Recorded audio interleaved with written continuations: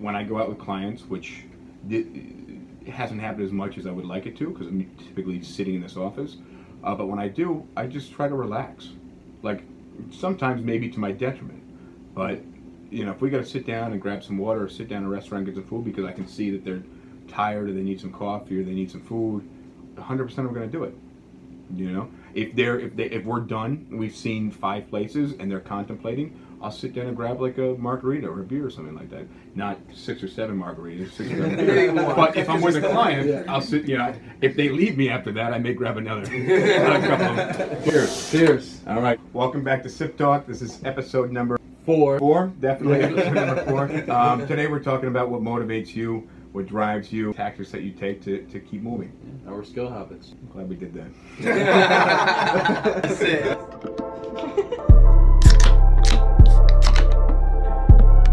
Cheers. Of course, it's good. Cheers. Cheers. Cheers. What motivates you? Having my 3rd child. I'm my 3rd child. Yeah. All right. And I want something that when they are old enough to actually process what's going on around them, I want to have something that I can pass to them, and I don't want them to process that. I want them to see that their dad worked hard, but that he wasn't a worker. He was a boss. I work hard, but I'm still a boss. Own something is what I'm trying to pass on to them, that knowledge right there. So that's fair enough. Josh? Freedom. Freedom. That's a good one. You're in real estate for freedom. Across all aspects. So financial freedom, freedom of the 9-to-5 schedule. Of course, you know, in this business it's different because when you're starting, you had to work more than a typical 8-hour workday. How far do you think you've come in your career since you started then? Let me ask you this: if you started and you were a 1, and 10 is $10 million a year, and you don't have to quantify it in dollar amount, okay? But how far along your career trajectory do you feel that you are? I'll let you start with that. What I say is this, and I treat it, this is how I keep myself like. I literally try to view life as a literal chessboard. You understand? Mm-hmm. Bigger deals, second line pieces. Fair enough. I like Smaller that. deals, front line pieces. But then that's with business. But in life, it's more like work, second, you know, things like that build those second line pieces. And the first line pieces are the minor things and the obstacles I need to get across. But So stay on topic. So I'm saying 1 out of 10. Yeah, I said a 3. You said 3. Yeah. All right. But you've come, just for the record, he's come a long way since I don't know what the value of that deal was, but it was an Inwood deal, so it was a small. In all of Manhattan, pricing tends to get. No, you cheaper meant oh, you talking about money? Money Yeah, wise? no, I'm not talking about money. I just said, you know, your how first far I've deal. come. Yeah, how Yeah. far you've come, and I'm just saying you're giving yourself a 3, and I know you've come a great deal since that first deal. Oh yeah. But in your mind, in your total vision of your career, Oh yeah, 3. you're at a 3. Yeah. But I'm just saying that's a big jump from deal 1 being in terms of pricing in Manhattan. You have financial district, very expensive place. Yeah. Midtown, Uptown, Inwood's the top of Uptown. Yeah. Not that it's cheap, but it's much cheaper than the lower parts of the city. So his first deal was relatively an inexpensive deal, and now you're running a team. Yeah. So I mean, I think that's pretty I impressive. think that's pretty. But I think that's a little bit further than it's his call. You don't know where he wants to end up. Facts. So and that's why I'm asking that. I was shocked with the 3. All right, actually. so I would go say ahead. I would say I'm still at a 1. Still at a 1. Our meeting was this morning or yesterday? Yesterday. Fair enough. Yesterday. And what's your rationale for 1? My rationale for 1 is I saw making a deal, my first deal. See, the thing, all right, I went 8 months without anything, you know? And then, you know, you put your foot in my behind, get things right. I took my 3 months sabbatical, and I come back. In the first week, I do 2 deals in 2 days. Mm-hmm. And it was like, I felt like, holy shit, all right, maybe I needed that. And then now my ball has started rolling, you know? And I failed to actually learn at the time until maybe I'll say about, honestly, I'll mean it, when you put things in perspective. I think yesterday we really put things into perspective for you. Yesterday was a turning point for my business as a whole. Mm-hmm. Well, You know? just so you guys know, I'm not going to share too much of the specifics. But what we discussed was, and I didn't. When we sit down in these meetings, I don't know where it's going to go for each person. I don't have something pre-planned. We sit down and we kind of discuss on an individual level where that person should be and how they're going to get there. We figure out where they want to be, and we kind of reverse engineer at that point and figure out what steps they can take, which I think is a pretty logical. It's very logical process. But I simply, he's taken some time off. He's pretty inconsistent. He has a family, which I understand and have a lot of respect for. But you still come here with the expectation to make money. Yes. So every day that I do come. You have a certain amount of money that you need to make, and before we even discussed how much money he wants to make, I asked him what his previous careers were. And he gave me 4 different careers, and I said, okay, tell me how much you made on an annual basis in each one of those jobs, and he did, and I think there was a decent amount of difference between some of them, but some of them were decent, like decent money, and then I said, how much do you want to make in this job? And he put down a number, and then I said, in this job where you made the most money, how many hours a day were you working? It was about 16. He said about 16, and for a while, how many days a week? 7. 7 days a week. So 7 days a week for extended periods of time, he was working 16 hours a day, and receiving hourly wages. No, 25%. Oh, so you were receiving a percentage. When I was a truck driver, so it was 25% of what I was driving. So then you come here, and we figured out since basically the duration of his career, so it's an average of 3 days a week. Yes. Okay. Now, a couple months off, but he's been here for a while, maybe kind of 4 days a week-ish, but we're giving him 3 days a week. Yeah, the rough estimate is closer to 3 days. And not 16 hours a day. 6. Not even half of that. Not even 8 hours a day, but less than that. Mm-hmm. And I think your income, since the time that you've been here, completely reflected that. Yes. So, if you were willing to put in this amount of time to make this much money at a different position, and you want to make this much money here, but you're putting in this much effort. Yeah. So but that's on you. So we didn't even get into really a lot of specifics in terms of what he could be doing better. We know when he's here, he closes deals, but he's got to be here, and I said, once we can get you to this level of just kind of consistency, which is what we're here to talk about, really, is consistency and what keeps you consistent, what keeps you motivated. Once you can get to this level of consistency, which you need to, that's going to be driven by what motivates you. Exactly. So you need to figure out how serious, you said what motivates you is your family. Yeah. So you need to figure out how seriously they motivate you.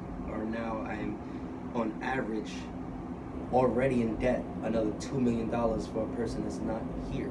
Over 18 years, it's about $2 million to raise a child. How much it's going to cost, to raise a human. So that's an interesting way to look at it. But if your motivation is your family, and that's what compels you to do this job, then I need to do it more. You got to figure out how much your family really does motivate you. Exactly. So they motivate you that much, you're going to be here that much. Exactly. And you got to reflect on that every day. And also, deals close and this is another thing that I actually reflected on after we spoke yesterday, because deals close. I only close deals on weeks I'm here 6 days. I only close deals. Think about it. That's all. Every deal I close, it was a week that I was here every day. But you got to be here to follow up, and you got to be here to get the lead. And you need to be here to hop on the lead because you live in Brooklyn, and most of your business is in Manhattan. All of my business is in Manhattan. I don't deal in anywhere but here. All right, so fair enough. All right, Josh, you're up. Well, 1 to 10. 1 to 10. Who's the newest guy in the room? You? Josh. Yeah, very much. All right. I would give myself a 2 because being on the same team as Arthur and Arthur being my team leader. Let me ask you this: How long have you been here? I've been here for about 5 months. Started in March. 5 months. Okay. Not me. So we're in October. Oh shit! Wow. Yeah. Welcome to 2019. It's almost 2020. It's 2020. So, Josh, you're on Arthur's team. Yeah. All right. He's your team leader. He's been your team leader since the beginning. No, I was independent with you for about 2 weeks, and then you. Okay. And then I decided that you needed somebody who could give you a little more hands-on direction than I could. Yeah. But you've been working somewhere else, right? Yeah, You had your license for a little while. Yeah, I was a realtor in Brooklyn for about 4 years, but I had my 9 to 5 job. So if I So was you were closing- part-time. Yeah, I was part-time. So if I wasn't closing deals, I had the employee mentality where it's like, okay, I still have a paycheck coming in. It doesn't really matter, but I nipped that in the bud where if I don't have anything coming in, I need to really bust my ass to be sure that I can at least pay my bills, provide for myself. So I can relate to all of you guys when you're saying like, you don't want to be broke, you don't want to find yourself struggling in any financial situations. So that was one of the biggest drivers for me to do what I'm doing now. So yeah, but coming from the part-time world into an office where the successful agents in here are full-time, who you see 6 or 7 days a week, and I would say a lot of guys in your team traditionally have worked 7 days a week. The most successful ones. You work on Sundays. You guys are coming here Sunday? Mhm. Yeah, sometimes. Yeah, Sunday is when If I people. know I could get in the building, then I'll come in. I I'd like worked the building from like like January to like March, 7 days straight. every year. No, this year. Good shit. Yeah, but that's how he runs a team. His first deal was a small deal in Inwood. My guess is $1,700 or $2,000 or something that isn't even reflective of Manhattan rents. Given Inwood is in Manhattan, but the prices there aren't reflective of the average rent in Manhattan. So that was his first deal, and now he's running a team, and you're closing deals all over the place. Yeah. I'm not gonna Thanks lie, to this guy. y'all are going crazy right now. So, Y'all are going crazy right now. but all across Manhattan. Yeah. Yeah. Don't downplay it. Don't Yeah, downplay Yeah, it. he's trying to stay humble, but y'all are going crazy right now. I see all the deals come in, so I Of know. course. I'd like to see some more. Yeah. I'd love to see some more. I So what number would you give yourself? I would give, honestly, I would give myself, I would say a 2. 2. And I don't look at it as a negative. It's just the fact that 2 is technically a positive number, Yeah, for you. Yeah. For you. Technically. and it's growth. It's growth since you got here. yeah. But the only reason why I would say that is just the fact that with me being on the team, I'm learning a lot. I'm nowhere close to. I'm trying to find the proper way to say it, but I don't believe anywhere in my mind that like I'm there yet. I'm nowhere even close. So as much as I do know, I understand there's still a lot that I need to do. Let me ask you, comfortability wise, are you comfortable yet? Yeah, I'm Because you came from a regular job. Yeah. You came from a 9 to 5 job, so you're comfortable now. Yeah, I'm comfortable where it's like I know I can get stuff This done. is it. Yeah, This and is I know it. this is it. I'm not doing anything else. All right. I feel the same. Thank you. There's no place for nothing. All right. Cool. Right, Matez, you're up. All right, so I would probably say, I've probably been here longer than him, but I would say a 1, and the main reason why is I transitioned from car sales. I got very comfortable after 4 years. I transitioned into here. I said, I did sales before. This is going to be just the same. It's going to be easy. Well, guess what? It wasn't. True. Because I just, I had hours, and I had, again, schedule, but I knew the business. I knew how to get comfortable. I knew how to get kind of an average. I've had an average income every week. I knew it was going to happen. Let me ask you a question. What are the major differences, the key differences between car sales and real estate sales? The main difference is you have clients walking in through the door. You got to bring them in. That's number one. Mm-hmm. That's the biggest area. I have leads walking in every day. There's no leads walking in here every day. I have to go out and get those leads. If I want a lead, I got to go preview, post. Okay, but I will say though, as your business grows, you're going to get more repeat clients and referral business, yeah. and that's when you start to feel that. When I started to feel that, my business almost doubled, and that was the one thing that I bit onto, that I realized that this is something that's actually in my control.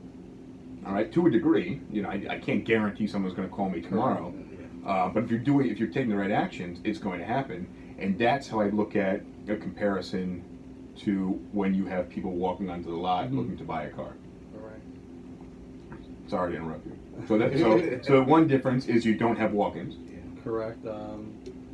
You don't have people calling you and saying, basically, let's say it's like somebody already did the work for you. People already put the photos of the inventory out there for you, and they already call, and then whoever answers the phone call first, you get it right away. You get that lead.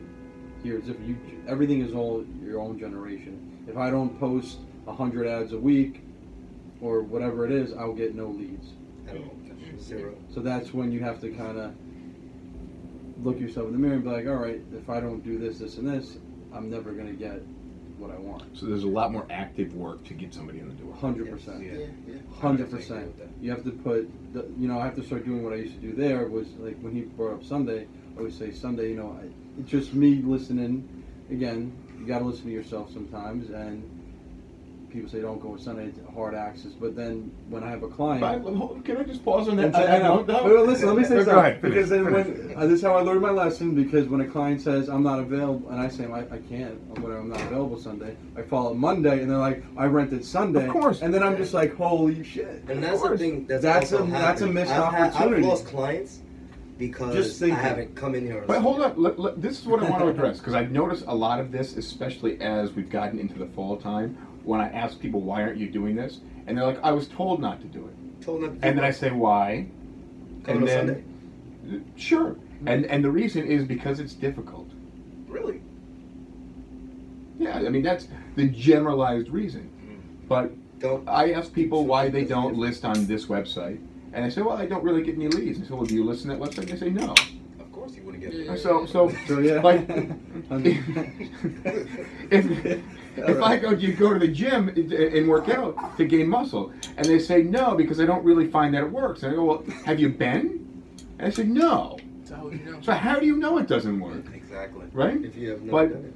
I've been talking a lot this week about the luxury market, and I think except for you and I, but him and I and me and your team, Todd. Yes. And same thing with me and your team.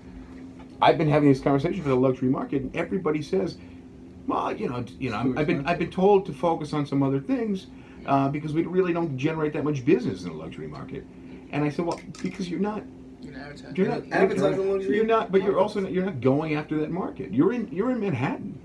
This is one of the richest cities in the world, where people make millions of dollars, people make billions of dollars in New York, and that's maybe a handful in the billion category, a great amount of people in the million category, but there's also hundreds of thousands of people that make hundreds of thousands of dollars, which is something that you guys hear me say all the time. There are hundreds of thousands of people that make hundreds of thousands of dollars, and I love that phrase because you need to understand the actual numbers of hundreds of thousands of people, not like 400, no, like or 700,000, 800,000, not like 70,000, but like hundreds of thousands of people, and they need a place to live, and they're gonna, and as their lives change, as their lives grow, they're going to move, and that's what you're here for. And that's a good thing, I guess, but luxury, right? They have a higher budget. They can kind of start. Yeah, say, okay, I don't want this, but you can tell me to try. But here's the difference between the person. Here's the difference between the person that works at the Kia dealership and the person that works at, let's not say Ferrari or something like that, but let's say BMW. BMW dealership. Perfect example. Okay. Does the Kia car salesperson, and you can answer this, I don't know about your car pass, does the Kia salesperson make more money than the person at BMW? Because my guess is it's probably comparable. If not, yeah, that's why I say it's comparable. Yeah, if not, the BMW person might make more. Now, I would challenge somebody, because effectively you're in Manhattan, you guys have every option here. Yeah. So you can work in Kia. You effectively work on a used car lot. Okay, in the sense that not that you're dealing in crap cars, but in the sense that you have a vast array of different things that you can sell. That makes sense. All right. Yeah. So your go-to can be the cheap cars. Somebody comes in and they have a pulling these numbers out of my ass. Somebody comes in with a $15,000 budget. All right. So you go, okay, I have a 2015 Honda Accord base level. Here it is. Now, like, well, yeah, it's not. Do you have anything newer? You're like, well, I have a 2018 Hyundai Elantra. All right, cool.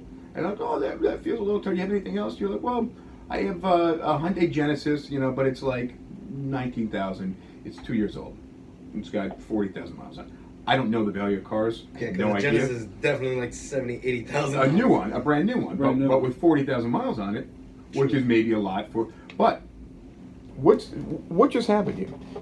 I just brought you from a Honda to a Hyundai to another Hyundai. You came in with $15,000 budget. All right. Now, what if I said I have a select number of cars in this budget? All right. Tell me what you're looking for. You want this, this, and that.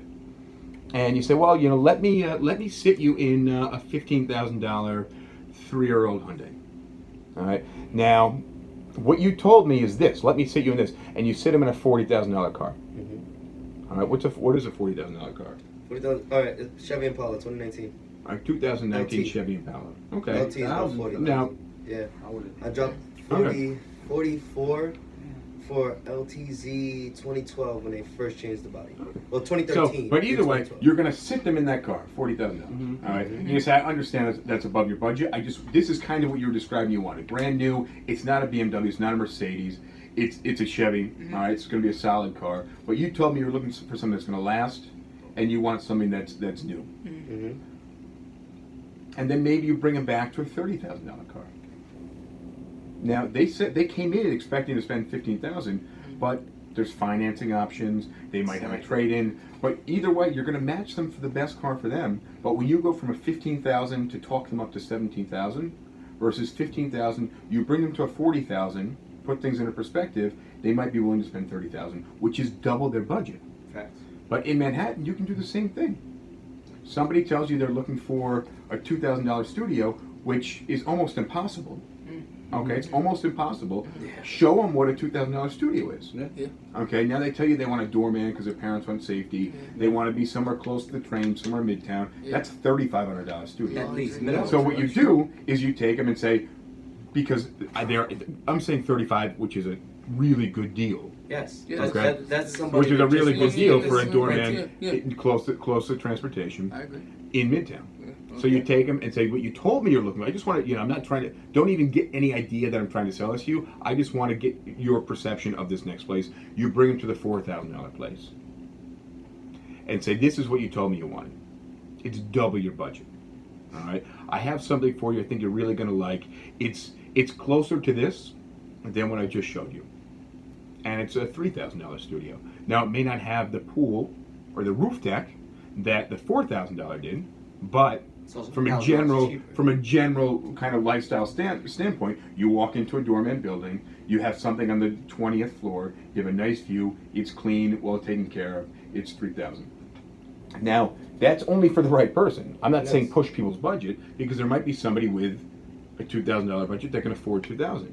Yeah. So you may take them to a $2,000, you may take them to an $1,800, you may take them to a $2,100. And be super respectful of their budget, but then probably if that first 2001 doesn't work, then you're probably flexing neighborhoods. Yes. Yeah, but you're doing right? It's not a problem because you can't really go down from studio. Doesn't work, you're usually flexing. You can't go down from studio. SRO. Right? Yeah. Okay. Yeah. Which is probably not going to work because that person told you they want a doorman. Yeah. Right. So if they want a doorman, they're probably not going to settle with a shared bathroom. Yeah. Agreed. All right. Right. That's just kind of my thing about budgets. They want a doorman, they don't want to share it. Well, it's the same thing about an apartment. Someone sees an apartment, they say they really like it, right? They come in on that apartment, we show them that exact apartment they wanted to see. And then they don't want it and say you have something else. They wind up going with a different apartment, majority of the time. When was the last time we ever showed an apartment?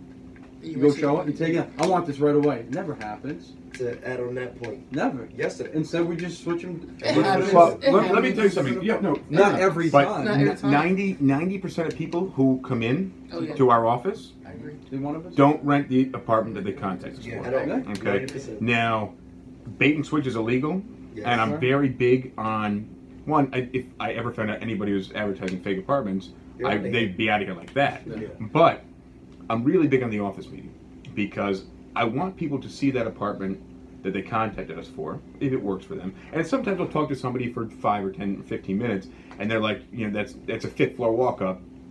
I didn't realize it was 5th floor. I don't want to see it.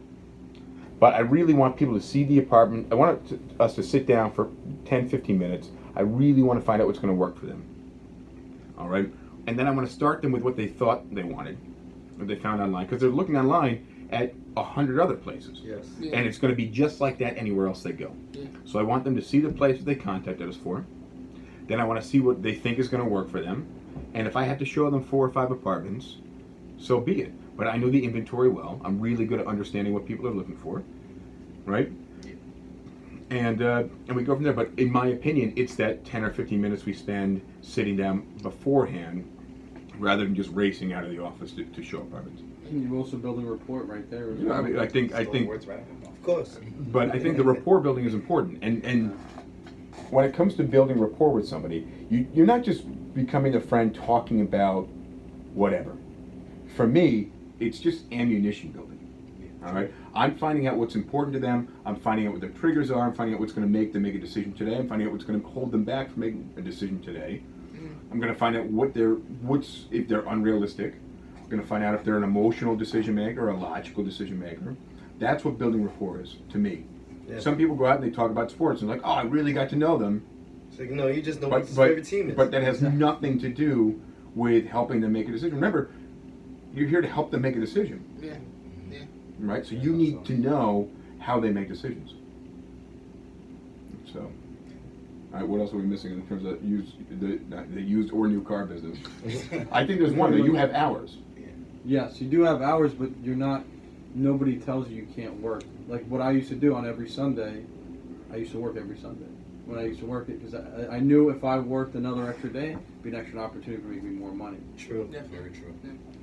But again, now I have to just do that. I think you just got to work twice as hard in this business because I worked for somebody. Now I'm working for myself. That's the main difference, I think. Exactly. That is the main difference, because in essence, they had a team that they had people to make phone calls for you. They gained the people like the I didn't pay for no advertising. But you did though, because guess what? The commissions are lower there. Yes, and it's a lot. You know what you're getting paid. You can say that. It's a little bit more. But the commission per deal is lower. Yeah. So, we could pay you a fraction of what you're making now, and I'll set you up with somebody to make phone calls for you, and we'll just cut them in on the deals. Exactly. That's Like we could do that, but I think you get. But a why pretty, would you do that? Yeah, I don't think you'd like that. No. Because you'd also want that control over the calls and what's being said and the setup and the rapport building right off the first phone call. Yeah. Right. And here, it's not like you have to clock in, and the person knows you're in. That's something now I think is when we're a little bit of consistency, right? Mm-hmm. Is there's not like you don't say you guys got to be here 9 to 5. It's like, all right, whatever. It's up to you. Mm-hmm. Which now that's what I realized recently. Like, what was stopping me from coming in at 9 every day, and some majority of the time, a couple of you here, and that's fine. But the then funny I just say, but the thing is, like, just doing that. So getting me in my own routine that I have to start doing, and I've been doing that, trying to get here every day at 9. If I, You know what's stopping you though? This is what I find around here. What stops people from working harder is the average. yeah, So if you're on a team and the majority of your people on the team come in at 10 o'clock or 10:30, you'll come in at 10:30. Why not? that's true. But how are you going to stand out? What are you doing above and beyond? Right? I never looked at how anybody else worked. I looked at what they did and paid attention to what they did. But anybody else's work ethic or how hard they worked, that wasn't even something I considered. All right, unless I could identify that was something that was holding somebody back, right? Or that was something that was pushing somebody up. This person was in the office making calls until 9 o'clock at night. If they were doing that, which I never really saw anybody doing that, but if they were doing that, He do that all the time. your team does that all the time. I think it's awesome. All right, I think that's really great that you guys stay late and work hard. But that's actually your room. Then you take a room next to you, and they don't do exactly the same thing. Sometimes they're here late, but they're not making calls, they're not working, and they are, but passively. Yeah. That's the one thing that you're doing 100%. You're listening to music or something in the background, but you're working. Yeah. So, all right, what's next?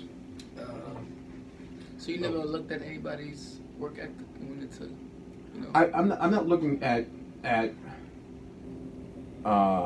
maybe like how they're doing it. I'm looking at what they're doing, and I'm going to do it my own way. Okay. So So when I you hear take it. when I hear somebody on the phone, I'm going to listen and see. If that's a successful phone call, I'm going to figure out what aspects of that phone call were successful, and then I'm going to employ them. All right. And if I find that that person's not good on the phone, or maybe there's something that I don't like that they're doing, I'm not going to do it. Adapt it to what makes you comfortable and what works for you. But I love this because I've heard thousands of phone calls, and I've watched thousands of people on the phone, so I know it works and I know it doesn't work. It's super simple.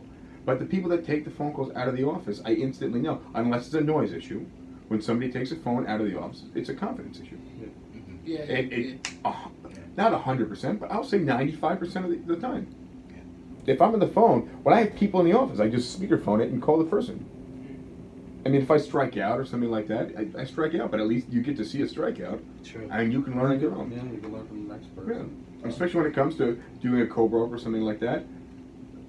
When I get a co-broker on the phone and they don't want to show the place today, I don't say, okay, have a nice day.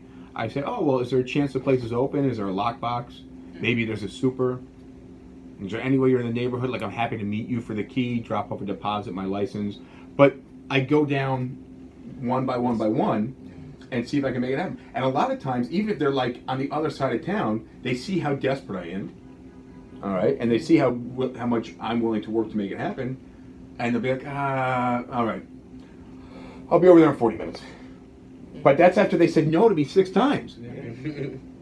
True. Right? But I don't mind doing that in front of somebody because that's It's a learning experience. That's for what the we next do. person who's less experienced. right. And even if I strike out, if it's in front of my client, even if I strike out in front of my client, the client knows that nobody could have worked harder for them. Yeah, you're going above See, I and used to be beyond. scared of that.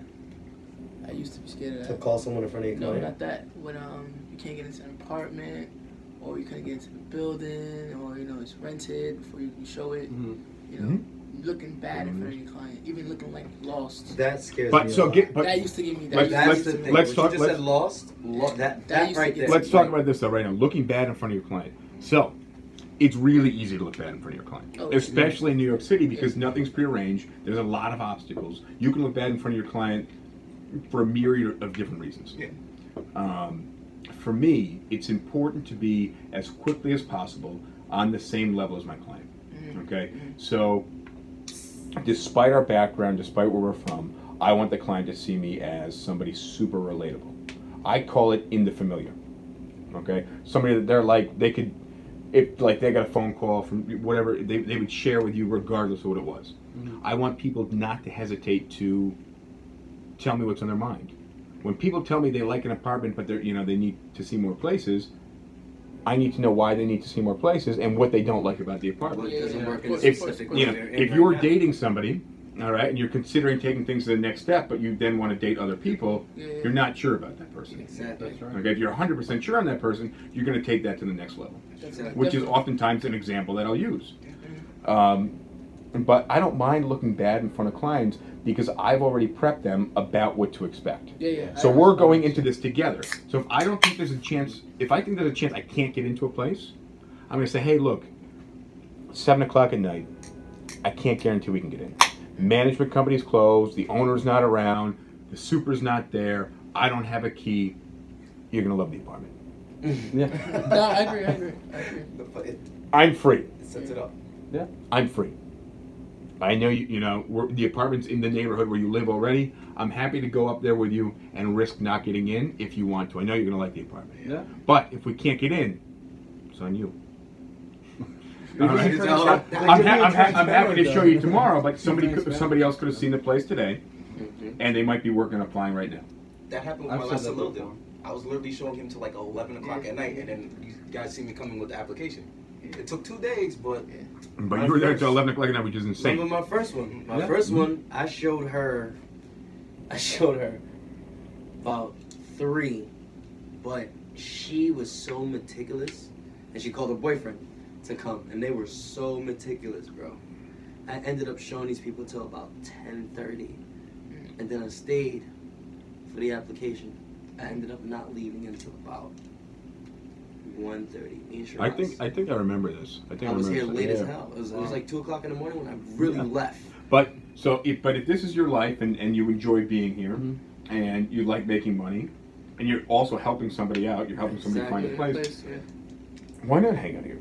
The music, the office has a decent sound system. Yeah. Right? The Just play music, some the music music. in here is good. We have water, nice microwave. cold water, Yeah. microwave. Exactly what I was about to say. Like. And you have a gazillion restaurants that'll deliver. Exactly. So I mean, it's And we have a Nintendo Switch. what's that? And we have a Nintendo Switch. Oh yeah, plus you can play Nintendo in here too. After hours. After hours. It's all about business first. Yes. So, all right, guys, I want to wrap up real quick because we've actually it's been a little longer than I thought it would be. But I want one tip from each of you guys that you think is important to know as a beginning agent. One tactic that you took that you think set you apart or helped you be more successful. Okay. Arthur, you're up. What do you mean by tactic? Something that you did that you think helped you out as a new agent. What was the one thing that you were doing? Stop thinking too much. Stop thinking too much. Mm-hmm. Okay. And that's with direction, or you just think if you just kind of went autopilot, you could have done it. Everything. Come on. No, what do you mean? Like, for You said example. stop thinking. Oh yeah. Stop Especially overthinking. Overthinking. Yeah. Okay. And do what? What actions were you overthinking? Like for example, showing. Okay. I'm never the first to speak. I'd Okay. rather the client speak first. Okay. I used to speak first. I used to do all these extra things that I did not need to do. You're trying too hard. Yeah, You're trying too hard. All right. definitely. And I think once you get a little bit of experience sitting back and just watching the person's behavior, you're then and listening to them, you're going to know what to say. That's actually Yeah, how but I feel show like now. you want to be, you I tell want them to take a look around. you want to be that guy. You just want to show off, like, yeah, I got a license. I can do this. Mhm. I'm the best salesman ever. No, like literally. Yeah. And then over time, once you start really getting to know people and how people are, they'll flat out tell you no, or they would be scared to tell you no because you're so nice to them. Mm-hmm. When you really just tell me no, it's no big deal. It lets me know that, one, you don't want the place. You're actually being honest with me. Mhm. You're not wasting my time, because time is the most important thing. Mm-hmm. Yeah, I agree. So you stop overthinking things and just kind of doing. Yeah. All right. Todd. Me? I'm gonna have the same tip for a while. When you find out that something works, be consistent with it. Don't Mhm. get comfortable. Because when you're comfortable, if you're comfortable, then it's time to go. Serious. That's honestly how I feel after analyzing my 2019 Mark, I in think- real estate. Growth is about discomfort. Yes. Okay. Even If when you're growing, comfortable when in you're a growing, space, good. if you're comfortable in a space doing real estate, this is how I feel from what I'm observing. Mhm. You guys have more experience than me, but I've been here almost a year. So I would say, from what I've observed, the people that make good money always are the people who push themselves out of their comfort zone I agree with and you. will take that extra step to say, you know what, I need to make this phone call, or I need to call this management company, or I need to get this client and really, see, zero in on why he's feeling a certain type of way he's feeling. So, my tip would be Being comfortable. my own flaw at the moment, which is consistency. All right, cool. Josh. Well, my tip is pretty simple. You just have to believe that it's gonna happen. And what, But it's a two-part technique in the sense that not only do you have to believe it's gonna happen, you need to pay attention to the signs. So that comes to what you were saying earlier, piggybacking off your statement of being attentive, Mhm. actually listening to what the client said, Mm-hmm. listening to the signs. Because today I was in the show in Queens, and I was texting Arthur. I was asking Arthur, what exactly should I ask him, because this was like one of the most challenging showings I've ever had. I showed him an exclusive first. The issue was the fee. But as we seen more apartments, and as I was actually getting to understand his needs, he even told me, which is the first time a client opened up, he was saying, if I was uncomfortable with you, I would have not seen anything else. But I like you. I'm comfortable. All right, good. So I was like, okay, that means I really had to be on top of him. I had to follow up, and I had to actively listen to his needs. Because he's even telling me that maybe something may have rubbed him the wrong way, but he understands because that's the part of the business. It's nothing against me personally. So I'm like, oh, I can flip that. Yeah, I agree. So it's believing and paying attention to the signs. All right. I'm next. You are next. I would say, don't try to be a real estate agent. Just be yourself. Oh, definitely. Well, I think that's something along the lines of what Arthur was saying as well. It's 100% because, like, transitioning from like I said, car sales. I try to be a real estate agent. Mm-hmm. I wasn't being Mateus. I wasn't being myself, and that took a little while to kind of figure out. That's why now every time when I go out with a client, I come back like, was I myself? And then I try to. Now I got to thinking what you said before. Don't overthink. But again, I have to just be myself. Don't be a real estate agent. Be you. And people will know that, feel the emotion, which is I think the most important thing, and just listen and talk less. So I agree with you completely about being yourself. Again, what I call that is in the familiar. And what I try to do with my clients is instantly get them to see me as just a regular person. I know at the end of the day I'm a salesperson. A lot of times I say that, look, I know at the end of the day I'm a salesperson. But we've done this, this, and this. I understand what you're thinking. But the idea is to get them down to the same level so they see you as far away from a salesperson as you can be and as close to a close friend and confident that you can be. So I call that in the familiar, and that's something I strive for with every single person, because when I go out with clients, which it hasn't happened as much as I would like it to, because I'm typically sitting in this office, but when I do, I just try to relax. Like, sometimes maybe to my detriment, but if we got to sit down and grab some water or sit down in a restaurant and get some food because I can see that they're tired or they need some coffee or they need some food, 100% we're going to do it. If we're done, we've seen 5 places and they're contemplating, I'll sit down and grab like a margarita or a beer or something like that. Not 6 or 7 margaritas, 6 or 7 beers. But if I'm with a client, I'll sit. If they leave me after that, I may grab another couple of them. But I'll sit down. We'll sit down on one. We'll just figure it out. Just relax. But for me, being in the familiar is super important. 1, and 2, one thing that I've really learned that has helped is not settling for indirect answers. Yeah, no. Somebody gives you a bullshit answer, I want to know why, and I will dig to find out exactly the reason, what's influencing that reason, and I'm not going to take some ambiguous answer. Yeah. If somebody tells me they're not sure in the apartment, so the answer is no, because you're not moving forward on it. The answer is no. What aren't you sure about? Right, but and I get them to tell me it's no. Right, it's not a yes. Right now, it's a no. Yeah. So, but what I want to know if something exists that's going to actually be a yes. And if it doesn't, then what's the holdup still? But for you, your name's on the door. So don't you feel like you have to go harder when you show? Yeah. Not at all. Not at all. I don't, because I'm not worried about failing. I don't worry. I don't worry about not having a great close ratio, because I'm really relaxed about it. But I also am super direct when I go out with people.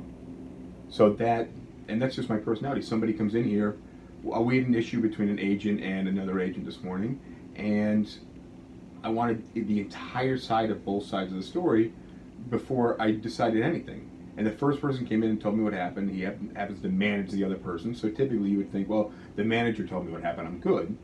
Yeah. I said, no, I want both stories in entirety. Mm-hmm. And then I'll make a decision based on that. Sure. But they both told me the story, and then I sat down with them and dug even deeper. I'm like, well, no, what were the exact words that you used? If you can't remember, don't bullshit me and make something up. Mm-hmm. Just tell me I don't remember exactly what happened. But for me, it's just like digging deep like that. Go ahead. That's like what you said about overthinking. I used to overthink with I used to be afraid to ask for the close.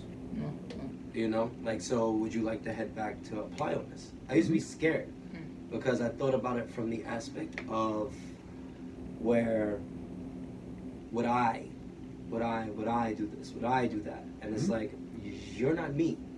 We don't live the same life. So it's more of pretty much to touch on what you're saying, overthinking is, I feel, the detriment of the new real estate agent. Real quick, on that It's note, the destruction. I even in our training manual, I say, remember, you're not the one shopping. So take yourself back to that car dealership example where they came in with a $15,000 budget. If I went to a place with a $15,000 budget or a $60,000 budget, I'm going there because I already know that to be my max. Yeah. But not everybody shops that way. Exactly. Yeah. So if I'm thinking somebody comes in, under the max. some people come in with $15,000. That's all they can spend because that's how I would go in. and I sell them like I would sell myself, I'm potentially losing on double the commission, Exactly. right? So you have to figure out what type of person that is and play to what they're looking for. But yeah, you have to remember you're not the buyer, True. right? You gotta put sometimes what they used to say, try to put your feet into theirs. Exactly. Like- You're feeding their shoes. Yeah. All right, guys, so we got to wrap up. All right, guys. Cheers, guys. SipTalk Cheers. number 4. Success.